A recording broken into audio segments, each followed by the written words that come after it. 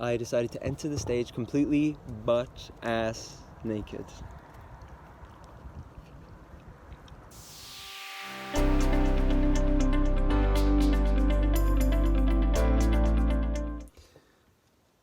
Hello. My name is Dylan, and this was me 2 years ago. I got involved in a play where I entered the stage completely butt-ass naked. Yes, I was terrified. I already disliked acting as it was. Well, at least in front of people. But now my willy wanger was about to be on show in front of the world. By world, I mean like 30 people? Something like that. It was a common nightmare that I reluctantly embraced into reality. You know what? Everyone laughed. Granted, that was the intention. But nevertheless, I wandered into the scene with nothing but a pink rag tied around my head. Why? Because I didn't want to. You see, along the way, I lost the innate ability to be unapologetically myself due to the biggest party pooper known to man, fear. I went from a curious little wonder of planet Earth to a nervous wreck etched into the corner of it. My daily activities became riddled with repressed insecurities that weighed on all my actions with a sense of dread and anxiety. The world became too difficult to face, as the idea of trying to enjoy myself became a chore rather than a naturally effortless play I had once experienced as a child. So I chose to isolate, and hopefully find some sort of resolution. But time went on, and instead depression grew like the mold in the corner of a shower floor. I dwelled on the sadness of life and the predictability of a mundane future, a future many in the world would, or have, or expected to see as a blessing. How awful a human I was to not be grateful for what I had and the opportunities I was given. I felt incredibly undeserving, but yet I was more than ready to be rid of all of the things around me, as it did not quench my thirst in the slightest. I couldn't shake the sense that this had all been done before, and my engagement in life was just unnecessary, if not entirely pointless. Although I could not find a point to prick myself with in order to wake me up from the nightmare, which was myself. My options grew thin. So thin that they became scarily clear. Leave or leave. So I left with a mission. Unbeknownst to me at the time anyway. To free myself of fear in order to live a life I was able to enjoy. This, however, only invoked fear to show its true intensity, exclaiming, I am not something you can be done with. I am not something you can be done with. The initial terror sunk me deeper into myself in order to hide behind whatever insecurity I could find, though my mission didn't end. It just slowed me down, as I could only move so fast with such baggage. I was uncertain what I was looking for at the time, until the subtle touch of wisdom reached its hand out to me. I grabbed on, jolted by the revelation of a familiar yet unprecedented truth. But not just one truth, many truths. In fact, every truth.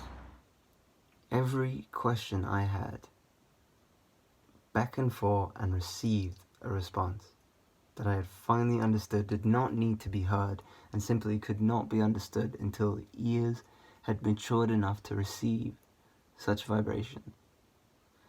And I was liberated by the acceptance for a moment. For one glorious moment, I was content, not needing to know, as I knew that I already had my answers, each of which would be revealed when I was ready. But that was a moment, and I could be impatient and forgetful. After all, I was, and still am, a human being. I did, however, retain an important insight which drove my new mission. If fear was something I couldn't be done with, well then, maybe it's something I needed to push into, rather than run away from.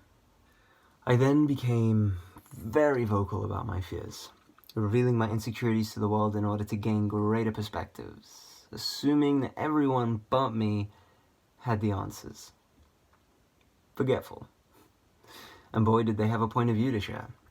Everyone offered their lump of gold, but once it sat in my hands, it dissipated into sand. All wisdom falling on deaf ears due to the one key element I was missing. Experience. Once I recognized that pure intellect alone was not enough to ignite the soul, I found a new mission. Find fear wherever it may be presenting itself and dive into its depths.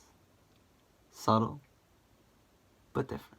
Now, some people's fears are generally something along the lines of heights, but as a kid, I loved Spider-Man, so the idea of free falling through the sky or jumping off a building seemed like a dream to me. Some fear animals. I was surrounded by dogs growing up, and I also grew up in South Africa, so the idea of seeing a lion didn't seem all that profound at the time. Some people fear commitment. I hadn't intentionally cut my hair since I was a toddler, so I did that. Why?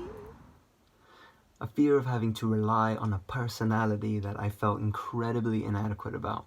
So I unconsciously used my looks as a way to bypass having to show it in order to build relationships with other people. Admittedly, this wasn't too clear to me at the time. At the time.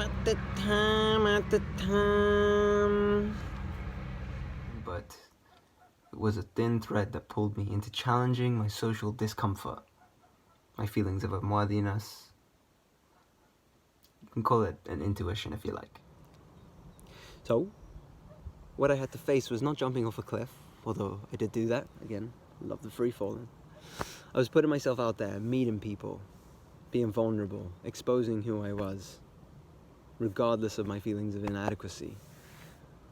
I didn't go out hugging lions, but instead complete strangers, because lions don't judge you. I didn't have to cut my hair again, but I did have to cut the crap and say what I felt based on my own thinking that I had taken the time to consider as I began to value myself as an individual. Ooh.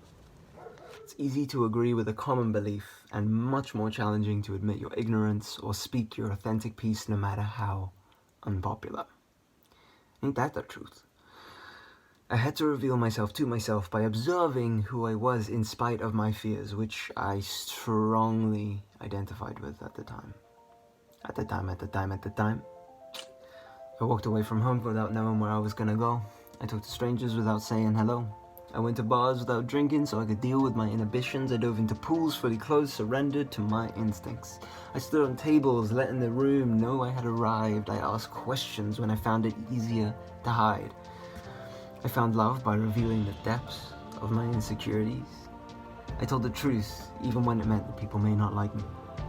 I screamed with my power at volumes that broke my personal sound barrier. I gave in to dance, spoke on the radio, and played with fire. I said what I felt, failed and tried again. Trusted in myself, got scared and trusted someone else instead. Learned from my mistakes and regained the power again, and stated my way and appreciated theirs all the same. I walked away when I desperately wanted to stay. I took part in awkward conversations and sat with confidence in the anxiety. I asked for help and created life at wild parties. I said no when it felt right to do so. I stayed at home when I felt pressured and didn't want to go. I was kind, I was nice, I was rude, causing feuds, admitted when I was wrong and apologized, swallowing my pride. Lowered myself at times and stepped up again when I felt I had to do what was right. I stood on stage in a play completely freaking naked. I ate every ounce of my fears I could find and then fasted until it was just me and fear in the ring, face to face, without a single distraction in existence. Tension expanded into a roaring pressure as the outcome's uncertainty grew. I had prepped for this many times before, attempting to anticipate its movements in order to catch it off guard. Though every time I fought, I mostly found myself beaten and bruised. Something deeper was at play, and although I ran headfirst into fear every time it showed its ugly face, it still caused the same disturbance it always had. Any resistance I showed only persisted in retaliation. And then I recall suddenly hearing my dad saying, "What you resist persists." I was still fighting, My mission was ill-fought, as I was embracing fear only to overcome it, to be better than it, to beat it, to be rid of it. My mission never really changed.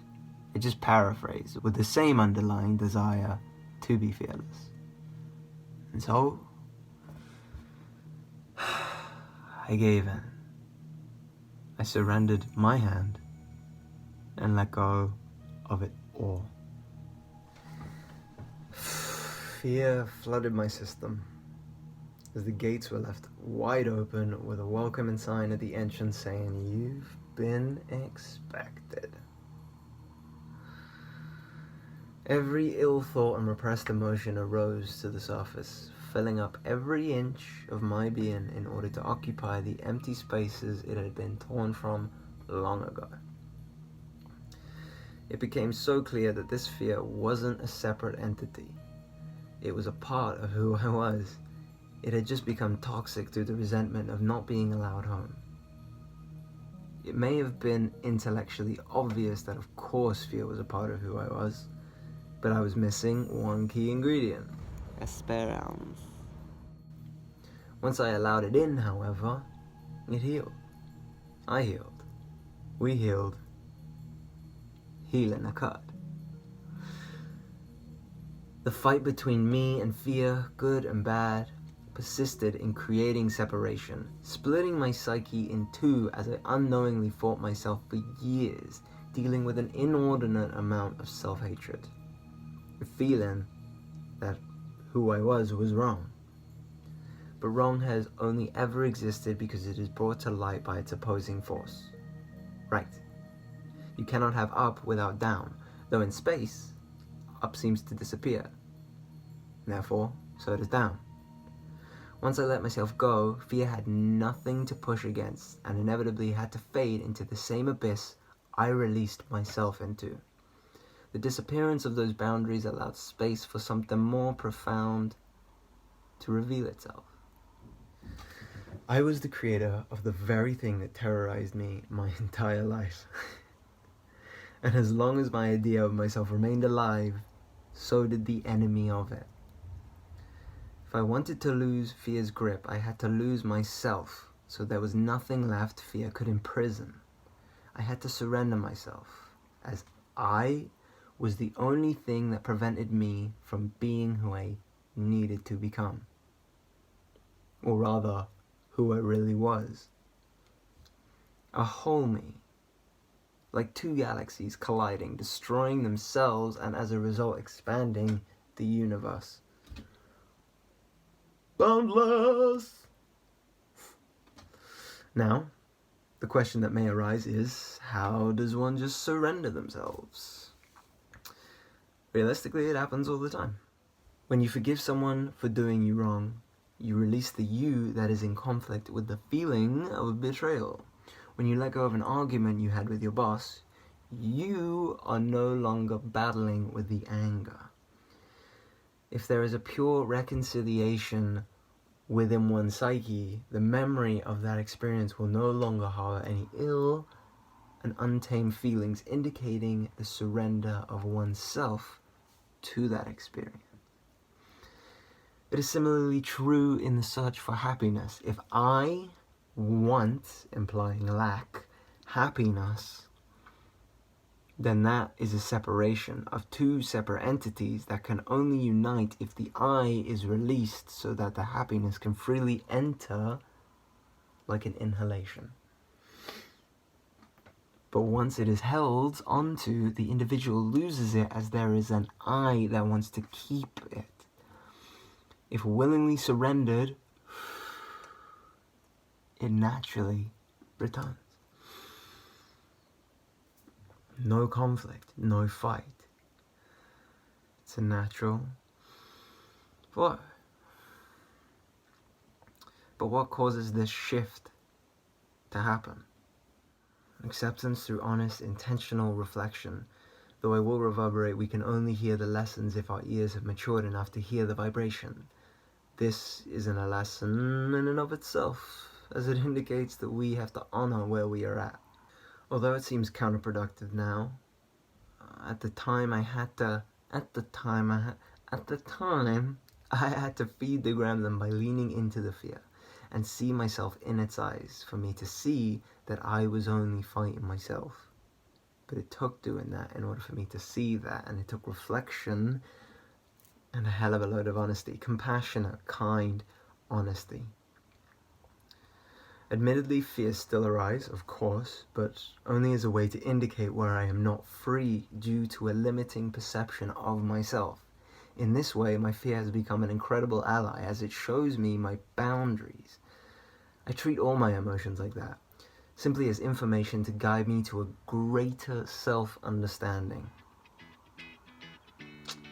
I fucking love this journey.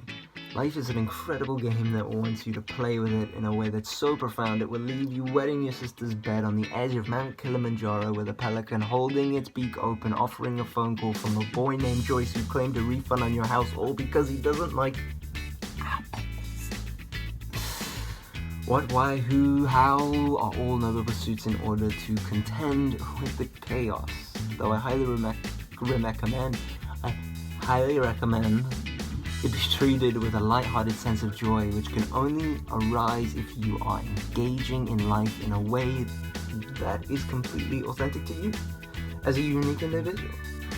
Being anything other than you in life is a pure buzzkill, and it's all about that vibration, baby. So, how do you be you? Well, how do you want to be?